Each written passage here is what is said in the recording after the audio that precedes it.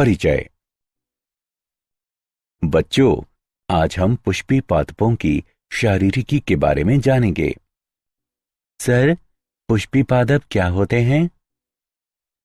बच्चों, ये बीज उत्पन्न करने वाले पौधे होते हैं, जैसे कि जिम्नोस्पर्म आदि। हमें पुष्पी पादप कहाँ मिल सकते हैं सर? पृथ्वी पर पादपों का ये सबसे प्रचुर और व्यापक समूह है। पुष्पी पादप अनेक आवासों में रेगिस्तान से लेकर ध्रुवीय क्षेत्रों तक पाए जाते हैं और इनमें पेड़, झाड़ी और शाख शामिल हैं। कोई मुझे पुष्पी पादप का उदाहरण दे सकता है? सर, लिली, ट्यूलिप, क्रॉक्स इत्यादि इसके उदाहरण हैं। शाबाश रमेश, तुमने एकदम सही बताया। इस पाठ में आप पुष्पी पादप की शारीरिकी के बारे में जानेंगे। उद्देश्य। इस पाठ के अंत में आप निम्न करने में सक्षम हो जाएंगे: मेरिस्टेमी और स्थायी ऊतक का वर्णन करना, ऊतक तंत्र की व्याख्या करना, द्विबीजपत्री और एक बीजपत्री पौधों की शारीरिकी की व्याख्या करना, द्वितीयक वृद्धि की चर्चा करना। ऊतक। शारीरिकी में पादप अंगों की आंतरिक संरचना का अध्ययन किया जाता है।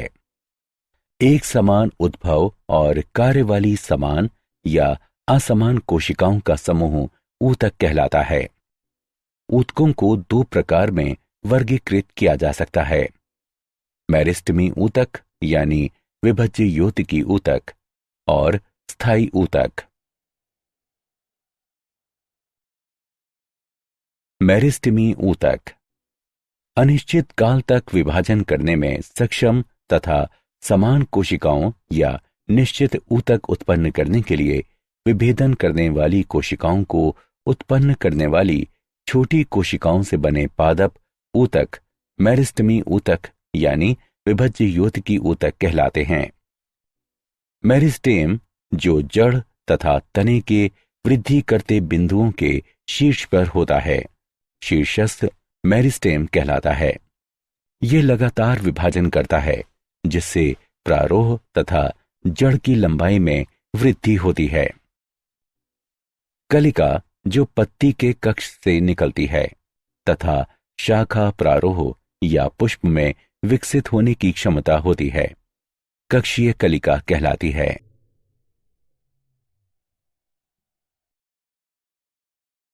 मेरिस्टेमी ऊतक। अंतर्वेशी मेरिस्टम। यह शीर्षस्थ मेरिस्टेम से अलग उपस्थित होता है। ये पर्व के आधार पर उपस्थित होता है। उदाहरण के लिए घास और गेहूं में या पत्ती के आधार पर। प्राथमिक मेरिस्टेम। मेरिस्टेमी कोशिकाएं जो प्रोमेरिस्टेम से उत्पन्न होती हैं, प्राथमिक मेरिस्टेम हैं। शीर्ष मेरिस्टेम और अंतर्वेशी मेरिस्टेम दोनों प्राथमिक मेरिस्टेम हैं। द्वितीयक मेरिस्टेम या पार्श्वीय मेरिस्टेम। ये प्राथमिक स्थायी ऊतक से विकसित मेरिस्टेम हैं।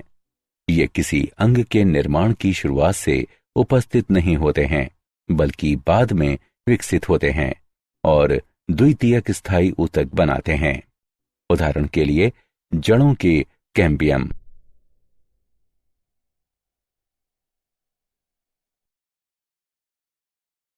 स्थायी ऊतक। स्थायी ऊतक का निर्माण मेरिस्टेमी ऊतक में विभाजन या विभेदन के कारण होता है। स्थायी ऊतक की कोशिकाएं जीवित या मृत, पतली भित्ति या मोटी भित्ति वाली हो सकती हैं। स्थायी ऊतक दो प्रकार के होते हैं: सरल ऊतक और जटिल ऊतक।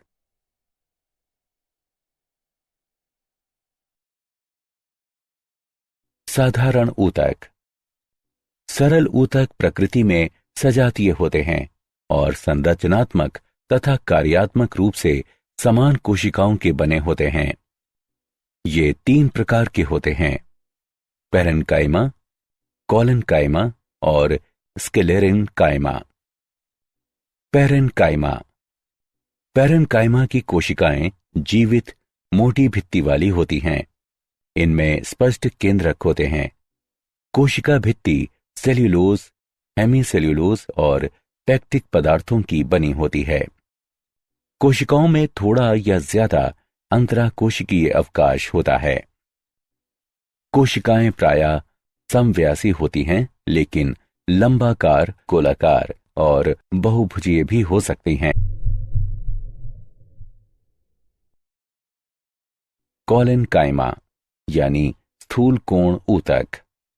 कोलेनकाइमा की कोशिकाएं मोटी भित्ति वाली जीवित लंबाकार कोशिकाएं हैं। कोशिका भित्ति सेल्यूलोज, हेमीसेल्यूलोज और पेक्टिक पदार्थों की बनी होती है। भित्ति की मोटाई एक समान नहीं होती है।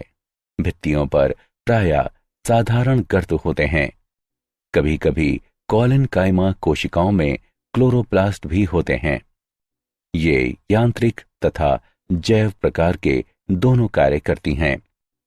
कोलेनकाइमा तनन सामर्थ्य प्रदान करती हैं, जिससे वृद्धि कर रहे अंगों को लचीलापन और सहारा मिलता है।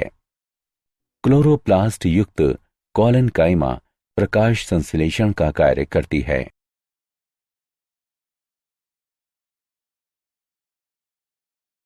स्क्लेरेन्काइमा यानी दृढ़ ऊतक।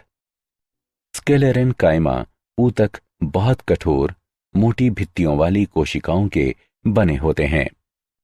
स्क्लेरेन्काइमा कोशिकाओं की कोशिका भित्ति बहुत मोटी होती है। इसलिए परिपक्वता पर कोशिका का बाह्य कोशिकीय वातावरण से पूरी तरह से संपर्क टूट जाता है और कोशिका मृत हो जाती है। स्क्लेरेन्काइमा कोशिकाएं दो प्रकार की होती हैं, तंतुमयी और स्क्लेरेट।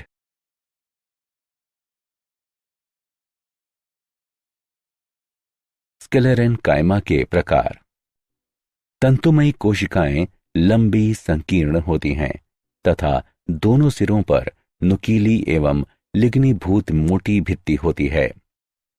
कोशिका भित्ति में साधारण या परिवेशित गर्त होते हैं। स्क्लेरेट कोशिकाएं आकार में अनियमित होती हैं। कोशिका भित्ति मोटी, कठोर और लिग्नीभूत होती हैं, जो गुहिका को बहुत छोटा कर देती है। साधारण गर्त मोटी कोशिका भित्ति में पाए जाते हैं और आसान कोशिकाओं को जोड़ते हैं।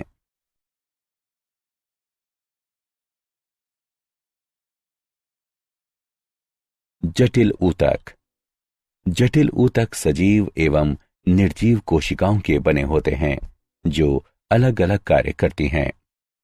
जटिल ऊतक एकल इकाई के रूप में कार्य करते हैं। जटिल ऊतक संवहन ऊतक भी कहलाते हैं। जटिल ऊतक दो प्रकार के होते हैं, जाइलम और फ्लोएम।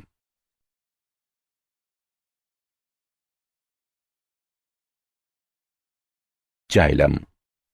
जाइलम एक संवहन ऊतक है जो जड़ों से जल तथा पोषक पदार्थों को प्रारोह एवं पत्तियों तक पहुंचाते हैं। जाइलम एक चालन ऊतक है और 4 विभिन्न प्रकार के तत्वों का बना होता है। वाहिनिकाएं, वाहिकाएं, जाइलम तंतु और जाइलम पेरेन्काइमा।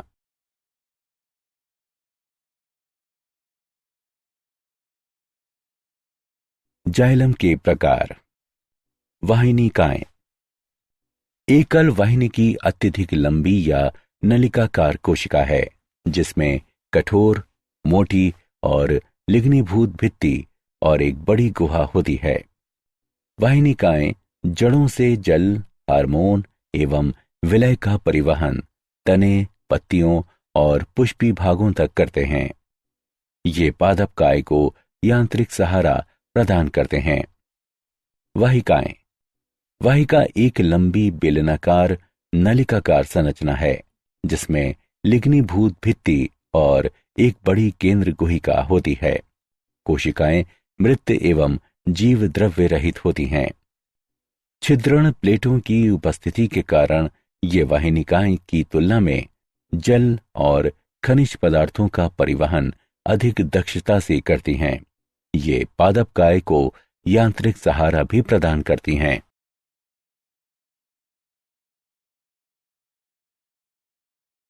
जाइलम के प्रकार। जाइलम तंतु। जाइलम तंतु लंबी, संकीर्ण, मोटी और लिग्नीभूत कोशिकाएं हैं। ये प्रायः दोनों सिरों पर नुकीली होती हैं। जाइलम तंतु मृत कोशिकाएं हैं।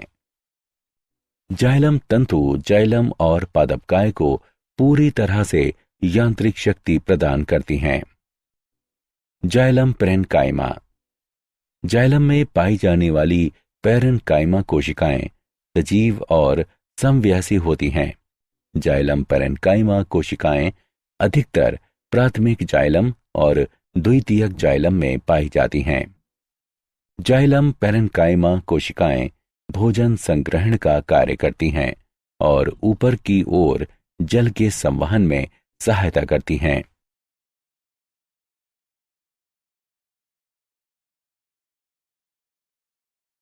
प्राथमिक जाइलम। जड़ और प्रारोह शीर्ष के प्रोकैम्बियम से प्राथमिक वृद्धि के दौरान निर्मित जाइलम प्राथमिक जाइलम कहलाता है। सबसे पहले बनने वाले प्राथमिक जाइलम को प्रोटोजाइलम यानी आदि दारू कहते हैं और ये विकृत हो जाता है क्योंकि आसपास के ऊतक लंबे हो जाते हैं। जाइलम जो अंत में निर्मित होता है मेटाजाइलम कहलाता है।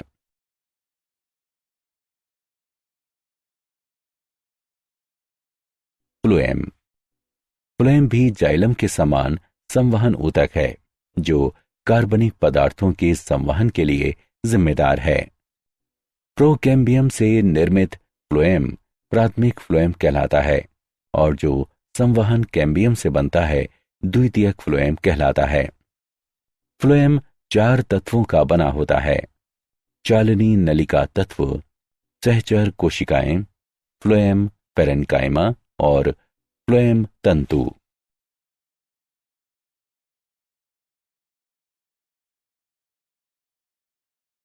फ्लोएम के प्रकार। चालनी नलिका तत्व। चालनी नलिकाएं नलिका जैसी संरचनाएं हैं जो लंबाकार कोशिकाओं की बनी होती हैं।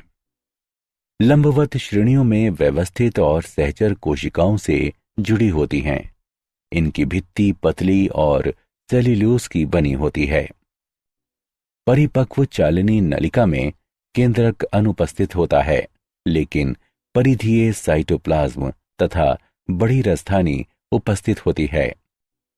चालनी नलिका का मुख्य कार्य पत्तियों से तैयार खाद्य पदार्थों का नीचे की ओर संचयन अंगों तक और उसके बाद ऊपर की ओर विकसित होते क्षेत्रों तक परिवहन है।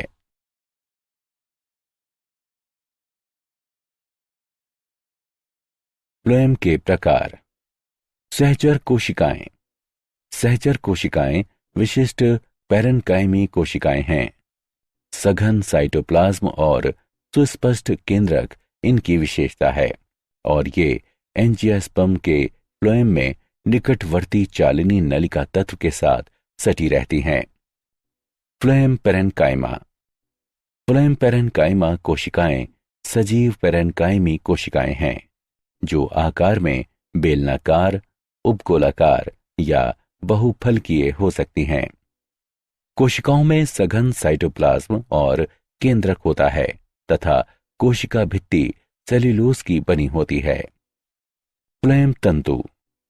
फ्लोएम तंतु अत्यधिक लंबे, अशाखित तथा नुकीले होते हैं। इनके सिरे सुई की तरह होते हैं।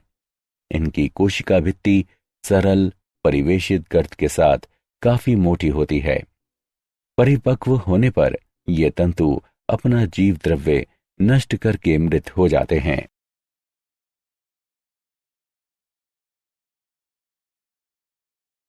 ऊतक तंत्र। ऊतक तंत्र की निम्नलिखित 3 श्रेणियों को स्पष्ट रूप से पहचाना जा सकता है: बाह्य त्वचीय ऊतक तंत्र, भरण या मौलिक ऊतक तंत्र, संवहनी ऊतक तंत्र। बाह्य त्वचीय ऊतक तंत्र। बाह्य त्वचा पादपकाय का सबसे बाहरी आवरण है जो बाह्य वातावरण के सीधे संपर्क में होता है। ये लंबी एक दूसरे से सटी कोशिकाओं का बना होता है जो बिना किसी अंतराकोशिकीय अवकाश के एक अखंड सतह बनाती हैं। बाह्य त्वचा की बाहरी भित्ति मोटी होती है और प्रायः बाह्य त्वचीय कोशिकाओं में स्रावित किए जाने वाले मोमीय पदार्थ के निक्षेपण द्वारा निर्मित क्यूटिकल द्वारा ढकी होती हैं। मरुदीभद पौधों में म्यूटिकल सबसे मोटी होती है।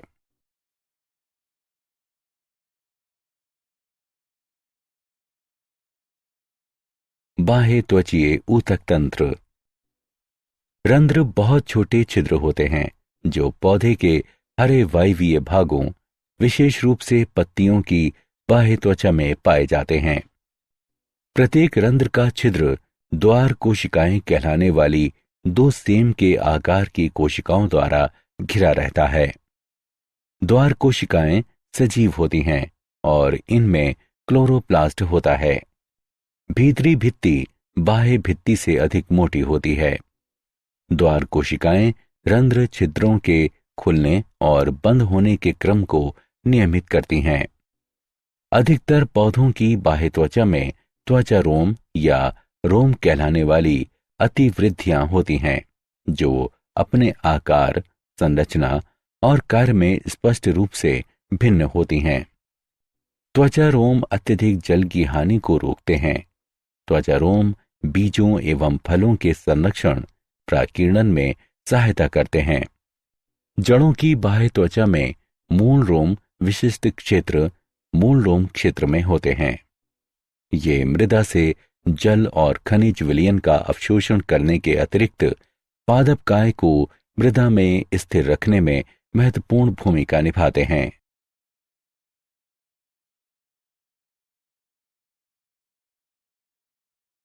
भरण ऊतक तंत्र। भरण ऊतक तंत्र पादपकाय का मुख्य आकार बनाते हैं। इसमें बाह्य त्वचा और संवहन बंडल को छोड़कर सभी ऊतक शामिल हैं। इस ऊतक तंत्र का प्राथमिक कार्य खाद्य पदार्थों का संग्रहण और निर्माण है। एक बीजपत्री तने में भरण ऊतक वलकुट, परिरंभ और पित्त में विभेदित नहीं होता है। द्विबीजपत्री तने, द्विबीजपत्री जड़ों और एक बीजपत्री जड़ों में भरण ऊतक वलकुट, परिरंभ और मज्जा या पित्त का बना होता है।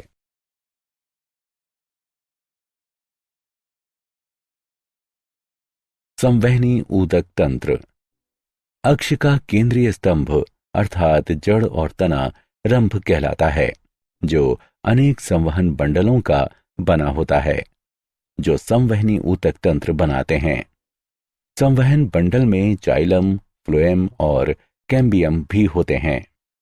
यदि जाइलम और फ्लोएम के बीच कैम्बियम उपस्थित है तो इसे खुला संवहन बंडल कहा जाता है। उदाहरण द्विबीजपत्री। यदि जाइलम और फ्लोएम के बीच कैम्बियम नहीं है तो इसे बंद संवहन बंडल कहा जाता है। उदाहरण एक बीजपत्री।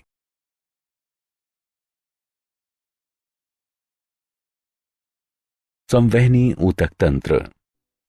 जाइलम और फ्लोएम के विन्यास के अनुसार संवहन बंडल दो प्रकार के होते हैं, अरीय और संयुक्त। जब जाइलम और फ्लोएम एकांतर तरीके से भिन्न त्रिज्या पर व्यवस्थित होते हैं तब ऐसे संवहन बंडलों को अरीय कहते हैं। जब जाइलम और फ्लोएम समान त्रिज्याओं पर उपस्थित होते हैं तो इस प्रकार के संवहन बंडल संयुक्त संवहन बंडल कहलाते हैं।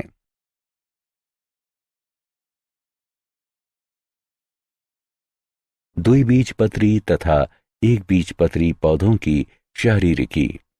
द्विबीजपत्री मूल, बाह्य त्वचा, ये सबसे बाहरी परत है। वलकुट, इसमें पतली भित्ति वाली पैरेनकाइमी कोशिकाओं के कई परतें होती हैं। इनके बीच में अत्यधिक अंतराकोशिकीय स्थान होता है। अंतस्त्वचा, वल्कुट की सबसे भीतरी परत अंतस्त्वचा है, जो पूरी तरह से रंध्र द्वारा घिरी होती है। अंतस्त्वचा की कोशिकाओं में कैसपेरी पट्टियां कहलाने वाला विशिष्ट स्थूलन होता है।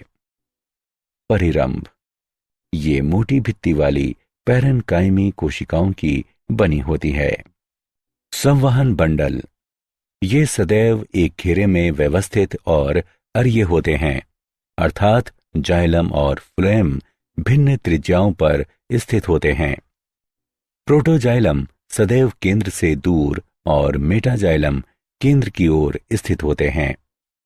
जाइलम की इस दशा को बाह्य आदिदारुक कहते हैं। कंजंक्टिव ऊतक, जाइलम और फ्लोएम बंडलों के बीच स्थित पैरेन्काइमा कंजंक्टिव ऊतक बनाती है। पिथ, ये जड़ के केंद्र में एक छोटा क्षेत्र घेरता है और पैरेन्काइमी कोशिकाओं का बना होता है।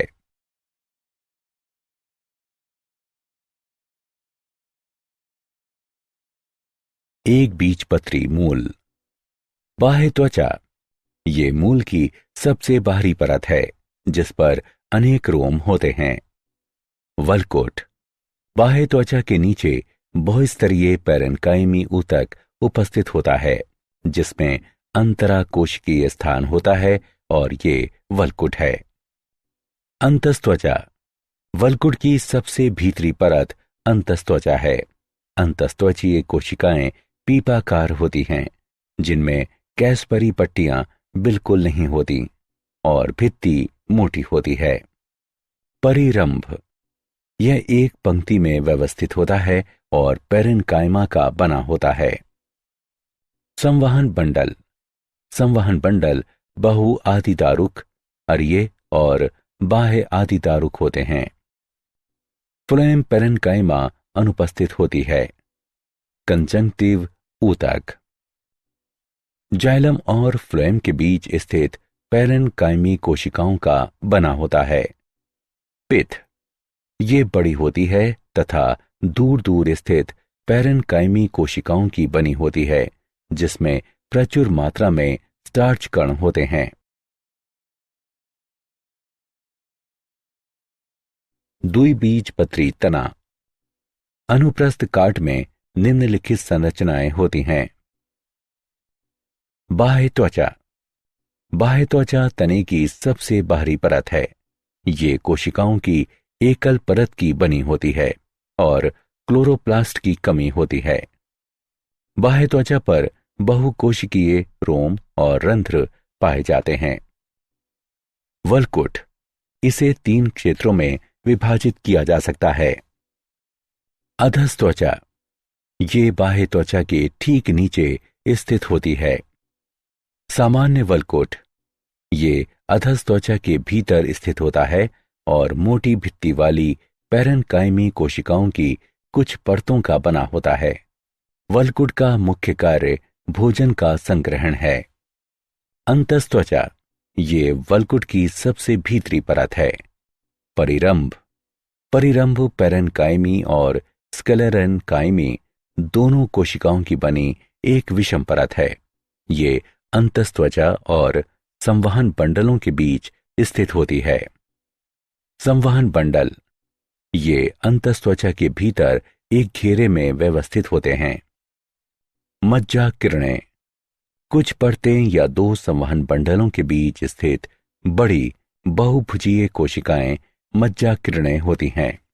पित्त, ये कोशिकाएं खाद्य पदार्थों तथा जल का संचय करती हैं।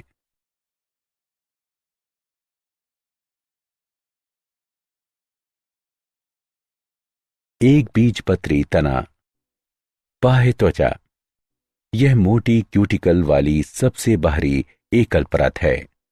बहुकोशिकीय रोम अनुपस्थित होते हैं। अधस्त्वचा, ये स्क्लेरेन्काइमी कोशिकाओं की बनी होती है। प्रायः 2-3 परत मोटी होती है और बाह्य त्वचा के नीचे स्थित होती है।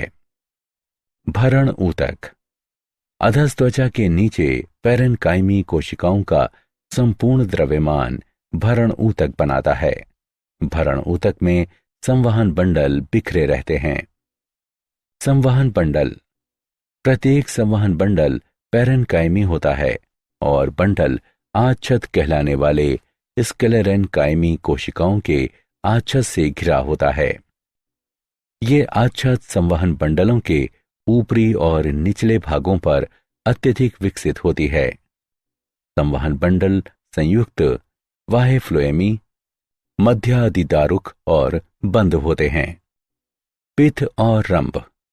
एक बीजपत्री में एटेक्टोस्टील पाई जाती है। ये अत्यधिक विकसित रंभ है। एक बीजपत्री तनों में एक समान पिथ उपस्थित होती है।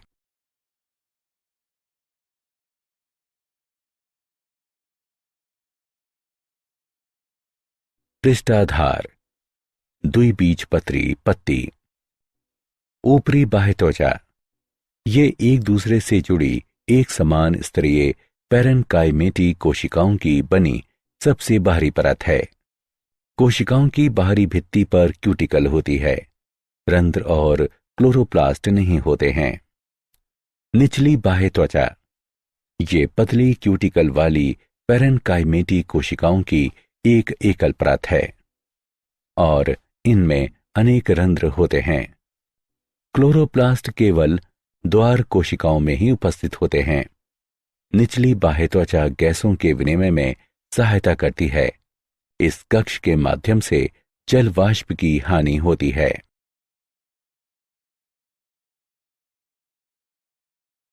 पृष्ठाधार पत्ती यानी द्विबीजपत्री। पर्ण मध्योतक। ऊपरी और निचली बाह्य त्वचा के बीच स्थित ऊतक पर्ण मध्योतक कहलाते हैं। ये दो क्षेत्रों में विभाजित हैं। खंभ ऊतक। कोशिकाएं लंबी होती हैं और ऊपरी बाह्य त्वचा के साथ 90 अंश का कोण बनाती हैं। इनमें क्लोरोप्लास्ट भी होता है। कोशिकाओं में अंतराकोशिकीय अवकाश नहीं होता है और वे प्रकाश संश्लेषण में भाग लेती हैं। Spongy parenchyma. ये खंभ ऊतक के नीचे पाई जाती हैं। स्पंजी पैरेन्काइमा की कोशिकाएं लगभग गोलाकार या अंडाकार होती हैं तथा अनियमित क्रम में व्यवस्थित होती हैं। कोशिकाओं में क्लोरोप्लास्ट और अंतराकोशिकीय अवकाश भी होता है। अंतराकोशिकीय अवकाश गैसों के विसरण में सहायता करता है। संवहन बंडल। संवहन बंडल बाह्य फ्लोएमी और बंद होते हैं। ये स्पंजी पैरेन्काइमा में बिखरे रहते हैं। मध्य शिरा के संवहन बंडल सबसे बड़े होते हैं।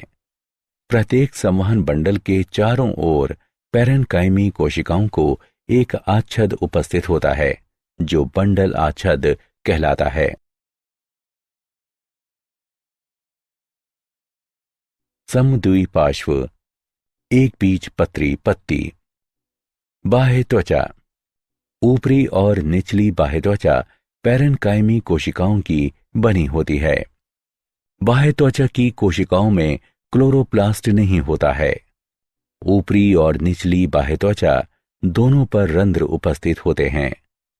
द्वार कोशिकाएं बाह्य त्वचीय कोशिकाएं हैं जिनमें क्लोरोप्लास्ट होता है। ऊपरी बाह्य त्वचा में कुछ बड़ी कोशिकाएं समूहों में पाई जाती हैं जो आवर्त कोशिकाएं कहलाती हैं। पर्ण मध्योतक। पर्ण मध्योतक खंभ और स्पंजी पैरेन्काइमा में विभेदित नहीं होता है। ये कोशिकाएं लगभग गोलाकार होती हैं और छोटे अंतराकोशिकीय अवकाश को घेरती हैं तथा अनियमित ढंग से व्यवस्थित होती हैं। इन कोशिकाओं में क्लोरोप्लास्ट होता है। संवहन बंडल। कुछ संवहन बंडल छोटे और कुछ बड़े होते हैं। प्रत्येक संवहन बंडल के चारों ओर पैरेन्काइमी कोशिकाओं की आच्छद उपस्थित होती है। संवहन बंडल संयुक्त बाह्य फ्लोएमी और बंद होते हैं।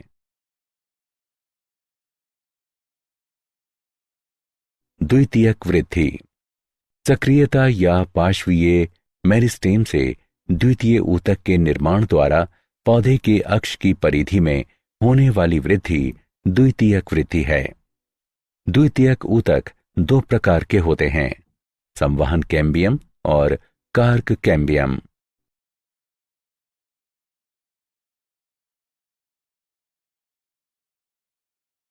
संवहन कैम्बियम। संवहन कैम्बियम एक पार्श्वीय मेरिस्टेम है जो द्वितीयक ऊतक बनाता है और जाइलम एवं फ्लोएम के बीच स्थित होता है। कैम्बियमी छल्ले का बनना। द्विबीजपत्री तने में संवहन बंडल संयुक्त बहिफ्लोएमी और खुले होते हैं और एक छल्ले में व्यवस्थित होते हैं। संवहन बंडलों में जाइलम और फ्लोएम के बीच उपस्थित कैम्बियम पूलीय या अंतःपूलीय कैम्बियम कहलाता है। मज्जा किरणों की कुछ कोशिकाएं मेरिस्टेमी हो जाती हैं और वे अंतरापूलीय कैम्बियम कहलाती हैं। ये दोनों कैम्बियम एक साथ मिलकर संवहन कैम्बियम या इंट्रास्टेलर कैम्बियम का पूर्ण छल्ला बनाते हैं।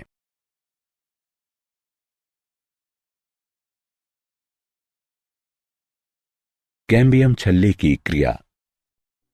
संवहन कैम्बियम का छल्ला बाहरी और भीतरी दोनों तरफ की कोशिकाओं को काटता है। बाहरी कटी कोशिकाएं द्वितीयक फ्लोएम हैं और भीतरी कटी कोशिकाएं द्वितीयक जाइलम हैं।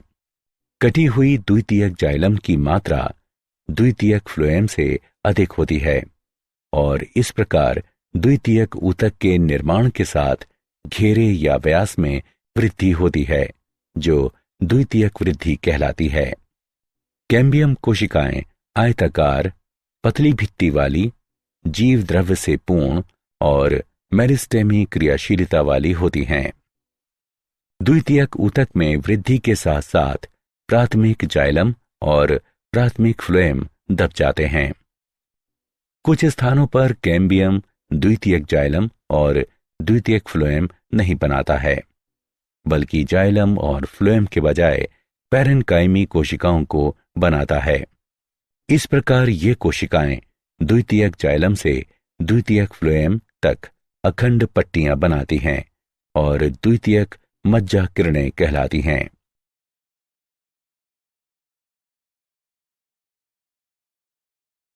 बसंत दारू तथा शरद दारू।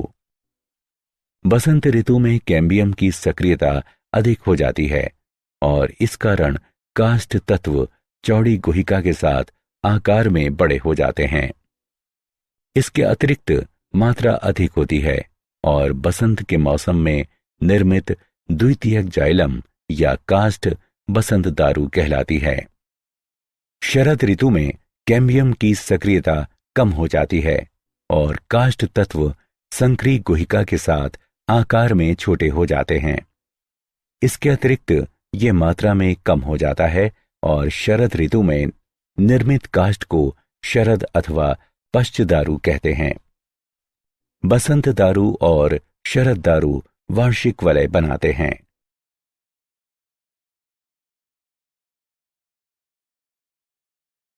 हृद्य दारू तथा रस दारू। काष्ठीय पेड़ों में तने के केंद्रीय भाग का रंग गहरा होता है। ये भाग रेजिन, टैनिन, गोंद के निक्षेपण और टाइलोसिस के निर्माण के कारण कठोर और सख्त हो जाता है। ये केंद्रीय कठोर, सख्त और गहरा भाग हृद्य दारू बनाता है। वाहिकाओं में टाइलोसिस के निर्माण के कारण हृद्य दारू के संवहन कार्य बंद हो जाते हैं और इसलिए हृद्य दारू यांत्रिक रूप से कार्य करती है। हृद्य दारू का उपयोग प्रायः फर्नीचर बनाने में किया जाता है। तने का बाहरी भाग हल्के रंग का और मुलायम होता है जो जल और खनिज पदार्थों का संवहन करता है और ये रस दारू कहलाता है।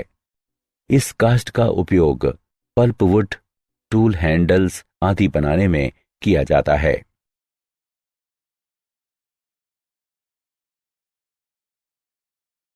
Cork cambium. कुछ काष्ठीय पौधों में रंभ के बाहरी भाग में नए ऊतकों के निर्माण द्वारा उनके अक्ष की परिधि में भी वृद्धि होती है। ये नए ऊतक परिचर्म कहलाते हैं। परिचर्म 3 ऊतकों की बनी होती है। कागजन, ये मेरिस्टेमी कोशिकाओं की एकल परत का बना होता है। ये द्वितीयक पार्श्वीय मेरिस्टेम भी कहलाता है, जो अधस त्वचा या बाह्य वल्कुट की स्थायी सजीव कोशिकाओं से उत्पन्न हो सकता है। कोशिकाएं आयताकार और अरीय ढंग से चपटी दिखती हैं। काग, ये कोशिकाएं बाहर की ओर की कागजन कोशिकाओं के स्पर्श रेखीय और परिणतिक विभाजन के परिणाम स्वरूप बनती हैं। ये कोशिकाएं एक दूसरे से सटी रहती हैं और प्रारंभ में इनमें पतली सेल्यूलोज की भित्तियां होती हैं। जब वे परिपक्व हो जाती हैं तो धीरे धीरे सजीव पदार्थ नष्ट हो जाते हैं और कोशिकाएं अरीय, ऊर्ध्वाधर या स्पर्श रेखीय रूप से लंबी हो जाती हैं।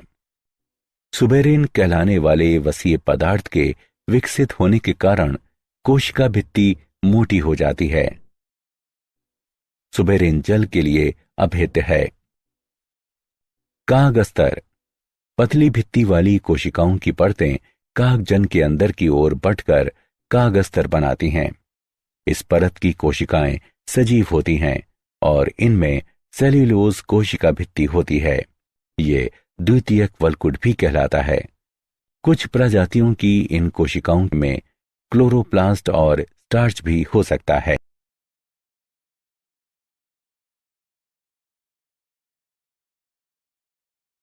छाल वल्क, संवहन कैम्बियम के बाहर की तरफ के सभी ऊतक छाल वल्क बनाते हैं। छाल वल्क के 2 भाग होते हैं। बाहरी छाल वल्क, कार्क कैम्बियम के बाहर की तरफ स्थित सभी ऊतक बाहरी छाल वल्क कहलाते हैं। भीतरी छाल वल्क, कार्क कैम्बियम और संवहन कैम्बियम के बीच वाला क्षेत्र भीतरी छाल वल्क कहलाता है। वातरंध्र, वातरंध्र छाल वल्क में बने छिद्र होते हैं जिनसे होकर गैसों का आदान प्रदान होता है। प्रत्येक वातरंध्र में कार्क कैम्बियम कार्क कोशिकाएं उत्पन्न न करके अनियमित पैरेन्काइमी कोशिकाएं बनाता है, जो अत्यधिक अंतराकोशिकीय अवकाश के साथ दूर दूर व्यवस्थित होती हैं। ये ढेर पूरक कोशिकाएं कहलाता है।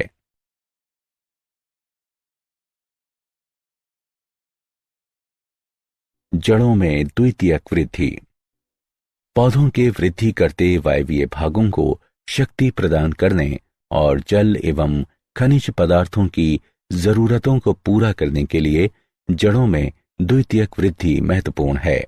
एक बीजपत्री जड़ों में द्वितीयक वृद्धि नहीं पाई जाती है।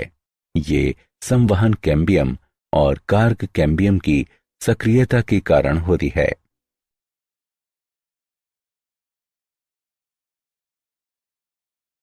क्या आप जानते हैं, एडल्ट स्टेम सेल डिस्कवरी के लिए नोबेल पुरस्कार।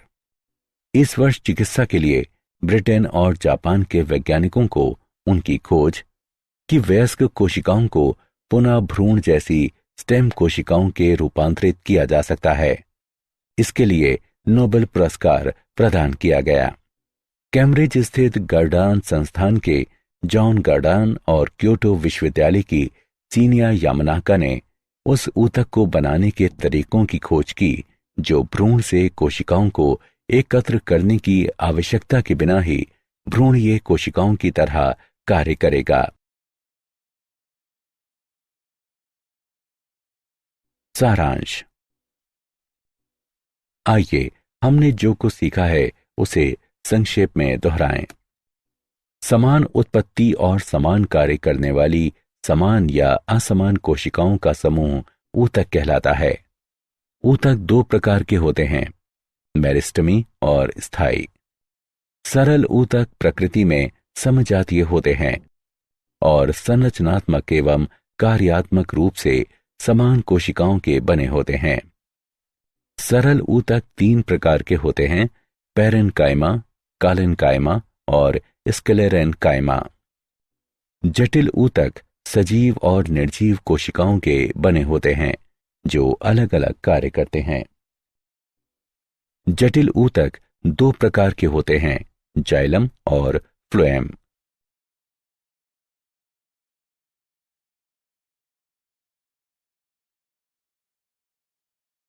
ऊतक तंत्र की तीन श्रेणियां हैं, जो बाह्य त्वचीय, भरण और संवहन ऊतक तंत्र हैं।